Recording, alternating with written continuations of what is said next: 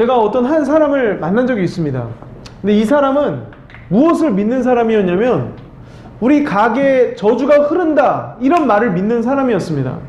어떤 내 할아버지 혹은 내 아버지, 어떤 내가 증조할아버지, 고조할아버지, 어떤 조상으로부터 그 사람이 어떤 사람에게 원한을 품고 나쁜 짓을 하고 사람을 괴롭히고 힘들게 하고 악한 일을 저질렀다면 그거에 대한 심판과 보응, 저주가 그 자녀에게 계속해서 흐른다라는 의미로 이러한 저주에 가게에 흐르는 저주를 믿는 그런 한 분이 있었습니다.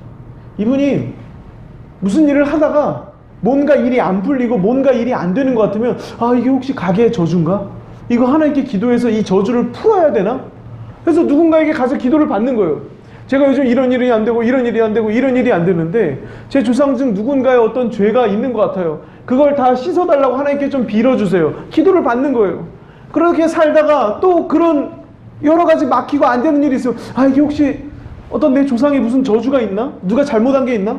내 할머니의 고조할머니의 증조할머니의 할머니의 또 할머니가 혹시 무슨 무당이었나? 그래서 저주가 있나? 그래서 나한테 이런 일이 안 풀리는 게 있나? 예. 그래서 또 기도를 받는 거예요. 이 사람은 평생 불안합니다. 평생 자유함이 없고 평안함이 없습니다. 여기저기 다니면서 저주를 풀려고, 조상의 저주를 풀려고 늘 수고하고 애쓰는 삶을 산다라는 것입니다. 여러분, 이런 것은 참 옳지 않은 신앙 방식입니다. 우리는 저주 아래 있지 않습니다. 예수님이 모든 저주에서 우리를 건져내셨기 때문입니다. 갈라디아서에 이런 말씀이 있습니다. 그리스도께서 우리를 위하여 저주를 받은 바 되사 율법의 저주에서 우리를 속량하셨으니 기록된 바 나무에 달린 자마다 저주 아래 있는 자라 하였습니다. 율법의 저주에서 우리를 속량했다. 완전히 건져냈다라는 겁니다. 값을 다 치르고 그 사람을 완전히 빼냈다. 그래서 이제 더 이상 저주받을 일이 없다라는 거예요. 제가 어떤 분이 이렇게 얘기하는데 그런 얘기를 하더라고요. 어떤 한 집사님을 위해 기도하는데 그분의 할머니쯤에 무당이 있다라는 거예요. 그래서 그 집사님의 길이 계속 안 풀리고 안 열리고 저주된 길을 걸어간다라는 거예요. 제가 이런 말도 최근에 한번 들었는데 여러분, 이런 게 다 참 옳지 않습니다. 여러분, 조상 계속 위로 올라가면 당연히 조상이 죄지었겠죠. 저희도 죄지으면서 하는데 저희도 누군가에게 원한을 품게 하고 억울한 일을 상대방에게 끼치면서 우리도 부족하게 사는데 당연히 죄 있겠죠. 물론 여러분, 아버지가 담배 피고 술주정뱅이면 그 아들도 그 보고 배운 게 있기 때문에 그냥 이렇게 습성과 습관을 따라서 닮을 수는 있어요. 하지만 제가 말하는 건 저주입니다. 저주. 어른이 잘못한 거, 부모가 잘못한 거에 대해서 그 심판과 보응을 자녀 손손 대대로 받기 때문에 내 아들이 안 되고 손자가 안 되고 계속해서 병들고 길이 안 열리고 나쁜 무슨 애군 이런 게 끼고 해서 안 되는 거, 이런 건 없다라는 거예요. 이 마치 이런 부분을요, 소위 영적이다 하는 사람들, 소위 막 성령사역 한다 하는 사람들이 이런 말들을 참 많이 했어요. 그분들이 어느 영역에서는 영적입니다. 그분들이 뛰어난 건 맞아요. 하지만 이런 잘못된 마귀에게 속는 말들이 참 많이 한국교회에 퍼져 있는 것은 잘못된 것입니다. 여러분, 무당을 만난다든지 무슨 달마대사의 그림이 한때 막 유행했었습니다. 그래서 어느 집 저 문짝에다 다 달마대사 붙여놓는 거예요. 집 한구석에 달마대사 벽면마다 붙여놓습니다. 여러분, 그런 것이 우리에게 어느 한 영향도 미칠 수가 없습니다. 아무 영향도 주지 못합니다. 어떤 존재, 어떤 불결한 물건, 어떤 불상이든 어떤 나쁜 것이든 우리에게 한 가지 영향도 미치지 못합니다. 왜냐하면 우리가 예수 그리스도 안에서 예수님이 우리를 지키고 있기 때문입니다. 요한일서에 이렇게 말하고 있습니다. 하나님께로부터 나신 자가 그를 지키심에 악한 자가 그를 만지지도 못하느니라. 여기서 악한 자는 마귀를 상징하고 귀신을 상징합니다. 근데 하나님께로부터 나신 자, 예수님을 상징합니다. 예수님이 우리를 지키심에 마귀가, 귀신이 우리를 손도 못 댄다, 만지지도 못한다 라고 요한일서 5장 18절에 정확하게 나와 있습니다. 우리가 귀신을 무서워할 일이 있습니까? 마귀를 무서워할 일이 있습니까? 야, 우리 집이 요즘 자꾸 싸우는데 이거 마귀가 꼈나? 야, 이거 마귀가 회방하나? 야, 이거 남편이 저렇게 말하는 게, 야, 이거 우리 아내가 저런 행동을 이거 마귀 짓이다. 야, 이거 마귀가 공격하는 거다. 예, 여러분 이렇게 말할 수도 있어요. 하지만 이것이 결코 옳지 않습니다. 결코 가정을 살리는 말이 아닙니다. 마귀가 우리 가정 못 건드린다. 나에게 오지 못한다. 하나님이 나를 지키신다. 우리 가정, 내 자녀 어떤 마귀가 공격해 혹시 올지도 모르지만 힘을 잃고 다 도망가고 하나님의 지키심이 우리 가정, 우리 자녀 지킨다라고 우리가 믿고 있는 것이 맞습니다. 성경이 그렇게 말하기 때문입니다. 여러분 감정이, 여러분 감각이, 여러분 느낌이 야 이건 뭔가 마귀가 어디 낀 것 같아, 마귀가 어디 찾아온 것 같아, 마귀가 지금 공격하고 있는 것 같아 라는 느낌이 들지라도요, 여러분 느낌을 믿지 마십시오. 성경 말씀이 뭐라고 말하는지를 믿으시기를 바랍니다. 한 번 더 읽겠습니다. 하나님께로부터 나신 자가 그를 지키심에 악한 자가 그를 만지지도 못하느니라. 아멘. 예, 진리의 말씀이 말하고 있는 것을 꼭 붙잡고 믿으시기를 축복합니다. 아멘. 어떤 사람은 뭐 이런 게 있어요. 이렇게 상대방을 저주하려고 저주 인형을 이렇게 사람 모양을 만들어 놓고 거기 막 못을 박고 그 막 목을 막 이렇게 비틀고 칼로 이렇게 막 찌르면서 죽어라 이 병들어라 안 되라 망해라. 여러분 어떤 사람이 여러분에게 너는 어떤 저주가 있을 거고 넌 어떻게 빌어먹고 살 거고 넌 비참하게 살 거고 이런 말을 여러분에게 수백 번 던질지라도 그 말이 여러분에게 영향을 하나도 못 끼칩니다. 여러분 꼭 그것을 믿으시길 바라요. 여러분은 그리스도 안에 있고 어떤 저주도 여러분에게 합당하지 아니하며 언제나 지키심과 보호하심을 받으며 여러분들이 걸어가고 있습니다. 갈라디아서 3장 10절에 이런 말씀이 있어요. 무릇 율법 행위에 속한 자들은 저주 아래 있나니. 예, 신약 성경이 유일하게 사람이 저주를 받는 방법 단 한 가지를 설명해 줍니다. 사람이 저주를 받는 방법은 내가 율법 행위에 아래 있게 되면, 율법 행위에 속하게 되면 사람이 저주 아래 있게 된다는 거예요. 예수님을 믿을지라도 혹은 믿지 않을지라도 상관이 없이 율법 행위에 속한 자들은 저주 아래 있게 됩니다. 여기서 그럼 율법 행위는 무슨 말일까요? 율법 행위란 건 내 행위에 내 삶이 달렸다라는 생각입니다. 내가 잘하면 길이 잘 열리고, 내가 악하면 길이 안 열리고, 내가 어떤 걸 선하게 하면 길이 막 열리고, 내가 누군가에게 막 악하게 자꾸 하면 나도 저주를 받고 내 자녀도 저주를 받고, 어떤 내 행위에 내 생사화복이 다 내 행위에 달려있다라는 생각이 바로 율법 행위에 속한 자들입니다. 여러분 물론 사람들에게 잘해주면 그 사람들이 또 나에게 선을 베푸는 것도 맞는 말입니다. 내가 자꾸 사람들을 힘들게 하고 괴롭히면 그 사람들이 나를 떠나고 멀리하는 것도 사실입니다. 하지만 그 나의 행위에 따라서 나의 인생과 모든 앞길이 다 결정되는 건 아니다라는 거예요. 그렇게 율법 행위에 달려있지 아니하고 오직 하나님의 은혜와 하나님의 사랑에 우리 삶이 달려 있습니다. 우리가 남에게 악을 행하고 미련하게 살고 나쁜 말을 하면서 살지라도 하나님이 그것을 씻어주시고 깨끗하게 해주시고 우리 안에 새 마음을 계속 주십니다. 그 사람에게 가서 미안하다고 말해야겠다, 그 사람에게 이제는 잘해야겠다라는 마음들을 하나님이 우리에게 주시면서 우리를 세워나가고 그것으로 인한 저주와 나쁜 일들이 일어나지 않게 막아주시고 그 사람을 빨리 성장시키시고 성숙시키면서 하나님이 우리 삶 가운데 하나님이 일하시는 거지, 내가 했던 행위, 내가 했던 말이 우리 삶을 인도하거나 우리 삶을 주장하는 게 아니다라는 것입니다. 여러분, 내가 이래서 자녀가 이런 거야, 내가 행동이 이래서 내 삶이 이런 거야, 내가 이렇게 살았기 때문에 내가 이런 거야 라는 생각들을 버리시기를 바랍니다. 난 비록 그랬지만 하나님이 나를 사랑하셔서 십자가의 은혜가 내게 흘러들어와서 이 죄인인 나에게 은혜가 흘러들어와서 하나님 사랑을 받고 은혜를 받고 계속해서 나는 넘어져도 일어나면서 위로만 올라가고 하나님 안에 평강의 길을 걷는다라고 믿으시는 것이 맞습니다. 로마서에 이런 말씀이 있습니다. 그러므로 사람이 의롭다 하심을 얻는 것은 율법 행위에 있지 않고 믿음으로 되는 줄 우리가 인정하노라. 아멘. 예, 사람이 의롭게 되는 것은 내 행위에 있지 않고 믿음으로 된다라는 것입니다.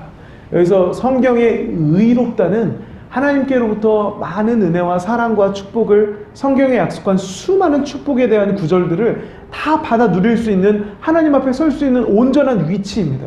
이 위치가 내 행위로 말미암아 주어지는 게 아니라 예수님을 믿음으로 말미암아 이러한 위치와 권위가, 권세가, 자리가, 권한이 주어진다라는 것입니다. 그래서 여러분, 예수님이 내가 받아야 될 저주를 다 대신 받으시고 내가 받아야 될 질병과 고난과 괴로움과 모든 어려움을 다 담당하셔서 나는 저주받을 게 하나 없고 오직 하나님의 사랑과 은혜만 받는다라고 여러분이 생각하시는 것이, 믿고 있는 것이 하나님을 기쁘시게 하고 여러분의 삶을 평안하고 복되게 만들어주는 비결입니다. 로마서에 또 이런 말씀이 있습니다. 그러므로 내 형제들아, 너희도 그리스도의 몸으로 말미암아 율법에 대하여 죽임을 당하였으니. 우리가 율법에 대해서 죽임을 당했다라고 말하고 있습니다. 예, 조금 어려운 말인데, 율법에 대해서 죽임을 당했다라는 건 율법이 우리에게 어떤 영향도 못 끼친다라는 겁니다. 율법이 우리에게 저주도 못 주고, 율법이 우리에게 잘했다는 말도 못하고, 율법이 우리를 끌고 다니지 못하고, 율법이 어떤 영향도 우리에게 미치지 못한다는 거예요. 너 이렇게 행동했으니까 심판받아. 너 이렇게 했으니까 저주받아. 너 이렇게 했으니까 길이 안 열리고 안 풀려야 돼. 너 요거 잘했으니까 넌 잘 돼야 돼. 이렇게 율법이 나에게 영향 미칠 수 없다라는 내용이에요. 율법에 대해서 죽었다? 율법이 나에게 아무 말도 못한다는 거예요. 율법은요, 사람을 저주받게 하기도 하고 축복받게 하기도 합니다. 그 사람이 행한 대로 그에게 갚아주는 게 바로 율법이라는 하나님과 이스라엘 백성이 맺었던 옛 언약입니다. 근데 우리가 그 율법에서 죽었습니다. 이 다음 구절을 보면, 우리가 육신에 있을 때에는 율법으로 말미암는 죄의 정욕이 우리 지체 중에 역사하여 우리로 사망을 위하여 열매를 맺게 하였더니, 아멘. 네, 육신에 있을 때, 이것은 구원받지 않았을 때입니다. 예수님을 모르고 예수님을 안 믿었을 때에는 율법으로 말미암는 죄의 정욕이 우리 지체 중에 역사했다라고 오늘 성경이 말해요. 율법은요, 사람의 이 몸 안에서 죄가 막 나오게끔 하는 역할도 한다라는 거예요. 여러분, 만약에 지금 제가 여러분 보고, 여러분 지금 잘 있는데 여러분 절대로 뒤돌아보지 마세요. 절대로 뒤에 보지 마세요. 뒤에 보면 안 되는 거예요. 뒤에 보지 마세요.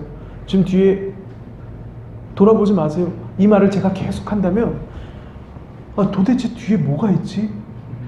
뒤에 한번 돌아보고 너무 이 고개 한번 돌리고 싶어서 막 뒤가 궁금해질 거예요. 여러분, 그처럼요, 뭐 하지 말라, 이렇게 해라, 이렇게 해라, 이렇게 해야 된다, 이렇게 해야 된다 하면, 이 사람의 육신이라는 건 그거 말고 다른 걸, 이거대로 안 하고 싶어 하는 마음이라는 게 이 안에 있어요. 그래서 어른들이 그럽니다. 애들을 기르면서, 하지 말라는 건 더 한다, 애들이.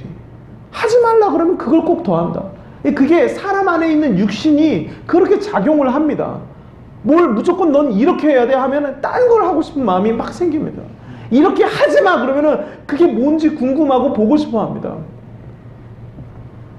이처럼 사람 안에는 그러한 어떤 율법이나 계명이나 뭘 해야 돼 이런 것이 주어졌을 때 오히려 반대로 가려고 하는 죄된 습성이라는 게 있습니다. 그 죄된 습성을 누르는 건, 잠잠하게 만드는 건 사랑받고 은혜를 받을 때입니다. 하나님의 사랑을 받고 하나님이 따뜻하게 은혜를 주고 따뜻한 마음으로 그를 안아줄 때 죄된 습성이라는 게 힘을 잃고 죽습니다. 그리고 정말 좋은 사람이 되고 누가 뭐 해라 하지 않아도 자기가 해야 될 것을 하고 찾아가게 됩니다.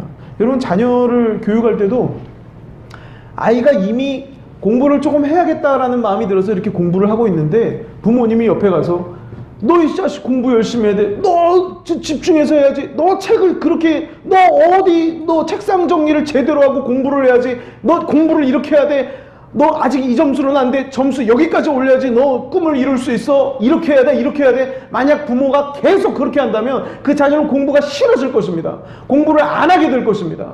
여러분, 그런 것처럼요, 사람은 어떤 율법이나 어떤 행위를 자꾸 요구한다 그래서 결코 잘 되는 것이 아닙니다. 정말 아이가 우러나와서 공부가 즐겁고 공부하는 게 행복하게끔 만들어주는 게 부모의 가장 좋은 역할입니다. 공부하면 왜 좋은지, 공부에는 어떤 게 있는지 흥미를 가질 수 있게 사랑해주고 따뜻하게 말해주면서 아이로 하여금 공부와 친밀해지게 도와주는 역할을 우리는 하는 것입니다.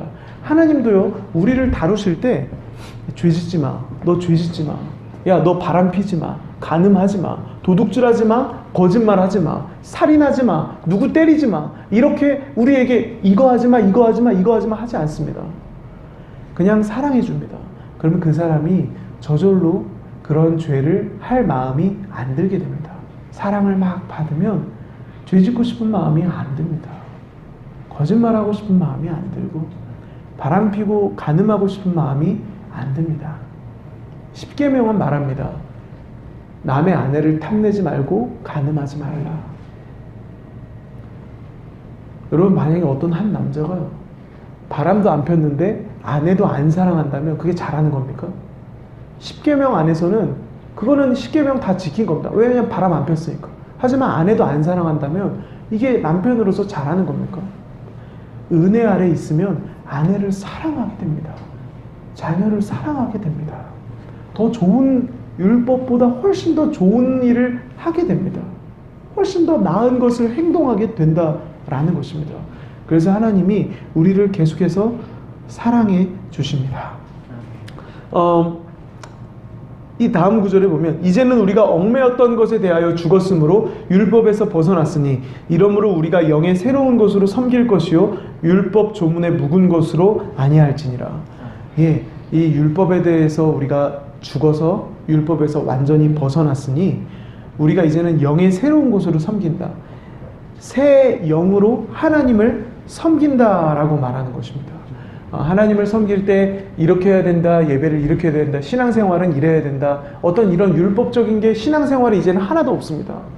예수님이 오기 전에 구약의 율법의 신앙생활은요, 신앙생활은 이렇게 해야 된다, 예배는 이렇게 해야 된다, 행동은 이렇게 해야 된다, 사람이랑 만날 때는 이렇게 만나야 된다, 이런 행동을 해야 된다, 이렇게 살아야 된다, 교회 다니면 너는 이렇게 살아야 된다, 이렇게 해야 된다, 넌 이런 죄는 지으면 안 된다, 이런 건 다 율법적인 겁니다. 이제는 그런 게 없고 그냥 하나님의 사랑을 받는 거예요. 교회는 신앙생활 한다라는 것은 하나님께 와서 은혜를 받고 사랑을 받으면 저절로 누군가를 배려하는 사람이 되는 거예요. 저절로 이 마음에서 우러나와서 막 믿음이 생기고 희망이 생기는 거예요. 두려운 마음이, 불안한 마음이, 여러 인간적이고 나쁜 마음이 사라지고 좋은 마음들이 이 안에서 막 올라오는 거예요. 나쁜 행위가 떠나가는 거예요. 욕심과 정욕이 막 들끓다가 하나님 앞에 예배하러 와서 은혜를 받다 보면 그게 다 헛되구나. 헛된데 내가 욕심 부리고 헛된데 내가 정욕이 있었구나. 야, 이게 다 필요 없구나. 하지 말아야겠구나. 라는 생각이 드는 것이 신앙생활입니다. 신앙생활은 자유로운 겁니다. 정말 이 영으로 섬긴다라는 말은요, 자유롭게 하나님 안에서 막 받으면서 그 주신 마음으로 신앙생활 한다라는 것입니다. 그래서 제가 여러분들 보고 예배 잘 드리세요. 예배 일찍 오시고 30분 일찍 와서 기도하면서 준비하세요. 정신 차리시고 근신하시고 깨어 있으시고 신앙생활 이렇게 하세요. 라는 말을 할 필요가 없습니다. 하나님 여러분 사랑하십니다. 하나님 여러분들에게 은혜 주십니다. 지금도 여러분 채우십니다. 라는 말밖에 제가 할 말이 없습니다. 여러분이 그런 말을 계속 들으면서 야, 내 삶을 하나님이 지키고 계시는구나. 나를 아시는구나. 나를 돕고 계시는구나. 나와 함께 하시는구나. 라는 것을 느끼면서 여러분이 위로가 되고 힘이 나서 한 주 동안 살아갈 때 내가 지난주보다 더 여유가 있고 평안하네. 더 따뜻하게 자녀한테 잘 대해줬네. 내가 왜 이랬지? 돌아보면 내 안에 아버지의 일하심과 하나님의 은혜가 이 안에 막 새겨졌기 때문이에요. 여러분, 하나님이 그렇게 여러분에게 은혜 베푸시는 줄로 믿습니다. 성령 안에 감동을 받으며 자유로운 신앙생활을 하시기를 축복합니다. 여러분, 자녀에게도 너 이때까지 이거는 해야 된다. 너 이거는 해놔야 된다. 너 이렇게는 해야 된다. 이렇게는 하지 말아야 된다. 너 요 정도는 해줘야 된다. 이런 것보다 사랑을 주시고 계속해서 따뜻함을 주시기 바랍니다. 그 자녀가 가장 건강하게 자라날 것입니다. 예, 말하면 그 즉각적으로는 바로 효과와 반응을 볼 수 있기 때문에 그게 더 빨라 보입니다. 은혜를 베풀고 사랑을 주는 거는 되게 늦어 보여요. 하지만 그것이 언제나 가장 옳고 가장 빠릅니다. 갈라디아서에 이런 말씀도 있습니다. 율법 아래 있는 자들을 속량하시고 우리로 아들의 명분을 얻게 하려 하심이라. 아멘. 예, 율법 아래 있는 자들을 꺼낸 다음에 아들의 명분을 얻게 했다라는 겁니다. 우리가 이제 자녀라는 거예요. 하나님이 우리를 종처럼 대하지 않습니다. 이거 하지 마, 이거 하지 마가 아니라 자녀입니다. 아들아, 딸아, 어떤 일이 있었니? 한 주간 어떤 마음이 들었었니? 나와 대화하자. 요즘 마음은 어떠니? 요즘 생각은 어떠니? 요즘 어떻게 지내니? 어떤 게 어렵니? 또 어떤 게 좋니? 하나님 아버지께서 우리와 대화하기 원하십니다.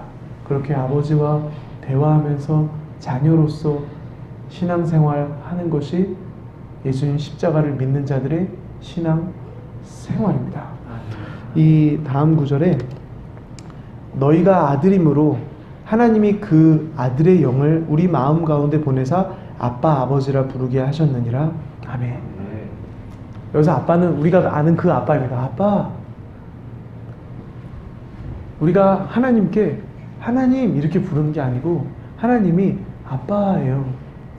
저 하늘에 계신 저 아버지가 너무나도 친근하고 편하고 따뜻하고 좋은 우리의 아빠입니다. 그래서 예수님도 이 땅에 계실 때 아버지라는 표현밖에 안 썼습니다. 뭐 여호와, 하나님, 엘샤다이, 전능하신, 거룩하신, 존귀하신 하나님, 대주제이신 아버지 하나님, 뭐 이런 어떤 어려운 단어를 한 번도 안 썼습니다. 항상 아버지, 아버지, 아버지. 오직 십자가에서 저주를 받으실 때 하나님과 끊겼을 때만 하나님이란 단어를 한 번 딱 썼습니다. 그 외엔 다 아버지입니다. 우리도 마찬가지입니다. 여러분, 하나님이 결코 멀리 계시지도 않고 어려운 분도 아닙니다. 여러분 삶을 돌보고 계시고 지키고 계시고 은혜 베풀고 계신 너무나도 좋고 따뜻하신 분이 바로 하나님 아버지입니다. 그래서 저를 한번 따라해 보실까요?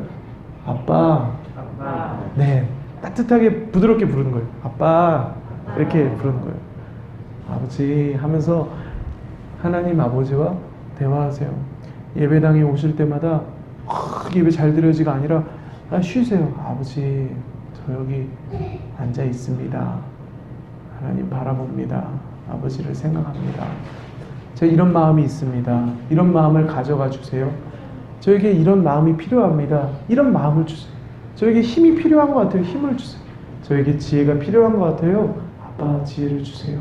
라고 아버지와 부드럽게 대화하시면서 아버지와 함께 걸어가시기를 축복합니다. 마태복음에 이런 말씀이 있어요. 너희가 악한 자라도 좋은 것으로 자식에게 줄 알거든 하물며 하늘에 계신 너희 아버지께서 구하는 자에게 좋은 것으로 주시지 않겠느냐. 아멘. 네, 하나님 아버지께서 우리에게 좋은 것을 주려고 하세요. 좋은 것을 늘 주시고 주고자 하세요.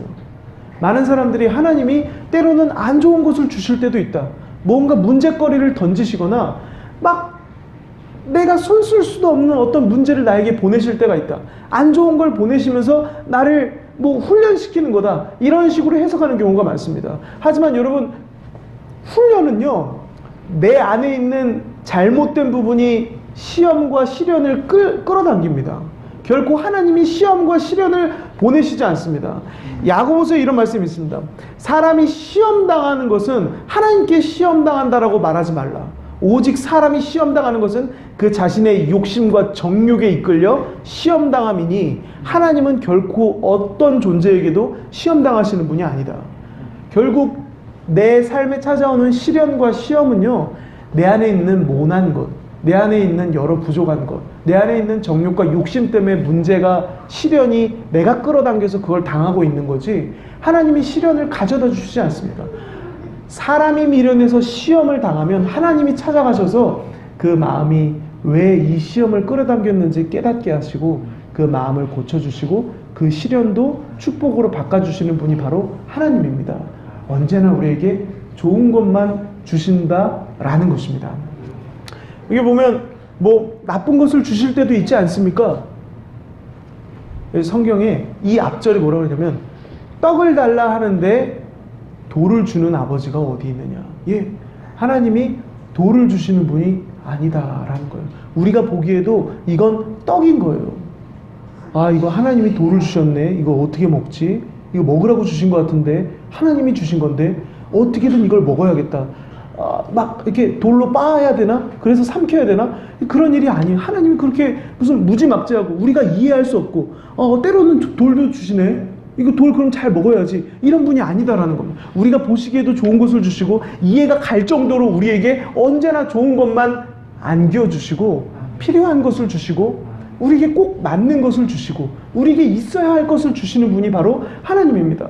세상의 부모도요, 불완전한 완전하지 않은 이 부모도 자식이 아프면 차라리 내가 아팠으면, 얘가 건강하고 내가 아팠으면. 인간의 부모도 그런 생각을 해요. 자녀가 망하면 차라리 내가 망했으면, 얘는 좀 길이 열리고 잘 되고 차라리 내가 굶어서 망하고 내가 힘들었으면, 차라리 내가 괴로웠으면 하는 마음이 부모의 마음에 그렇게 있어요. 하나님의 마음도 그렇습니다. 잘 됐으면, 좋았으면, 건강했으면, 좋은 일이 많았으면, 행복했으면 하는 마음이 하나님 아버지의 마음이에요. 여러분이 건강이 막 풍족하고, 여러분에게 물질이 풍족하고, 여러분과 관계 맺는 사람마다 다 관계가 원활하고 좋고 서로 행복하고, 그래서 여러분이 막 기쁨에 겪고, 왜 이렇게 삶이 다 행복하고 다 좋지? 너무 좋다. 여러분이 좋아하시는 걸 하나님도 좋아하세요. 하물며 부모도 좋은 것을 주는데 하늘 아버지께서 얼마나 자녀가 좋은 게 가득하고 좋은 걸 주고 싶어 하시느냐라고 예수님이 말씀하신 것처럼요, 여러분 그런 삶을 하나님은 살기를 원하세요. 계속해서 주기를 원하고, 더 주기를 원하고, 더 주기를 원하고, 그가 풍족해서 더 구할 게 없고 바랄 게 없고 원하는 게 하나도 없어질 정도로, 난 이제 바랄 게 없습니다. 이렇게 하나님 많이 주셔서, 이렇게 많이 채워주셔서 내가 더 이상 바랄 게 없습니다 라는 고백이 여러분 안에서 막 터져나오는 것을 하나님이 너무 기뻐하세요. 내가 이렇게 채워서 보람차고 내가 행복하구나, 내가 다 기분이 좋구나야 하면서 하나님이 그런 하나님이다 라는 것입니다. 여러분, 하나님을 우리가 함께 그렇게 생각했으면 좋겠어요.